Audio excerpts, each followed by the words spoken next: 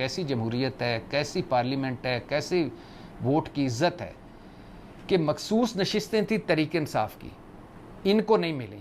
یہاں بات ختم نہیں ہوئی بلکہ ان کی نشستیں اٹھا کر دوسری جماعتوں میں بانٹ دیں. تو اس پر جسٹس اطہر من اللہ کہہ رہے ہیں کہ یہ کیا کیا، قانونی وجوہات بیان ہی نہیں کی. پھر وہ کہہ رہے ہیں کہ پہلی بار ایسا ہوا ہے کہ ایک بڑی سیاسی جماعت کو انتخابی نشان سے محروم کر دیا گیا ہے.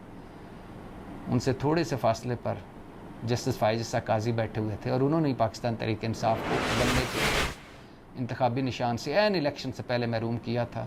اور یہ 76 سالہ تاریخ میں پہلی دفعہ ہوا ہے کہ کوئی بڑی سیاسی جماعت انتخابی نشان کے بنا الیکشن میں اتری ہو. بندیال صاحب کی سپریم کورٹ اور فائز عیسیٰ قاضی صاحب کی سپریم کورٹ کے اس الیکشن کمیشن نے آئین توڑیا ہے، آئین دے خلاف ورزی کیتی ہے، جمہوریت نو پٹڑی تو اتاریا ہے، آئین نویں سرے تو لکھن دی کوشش کیتی ہے. اور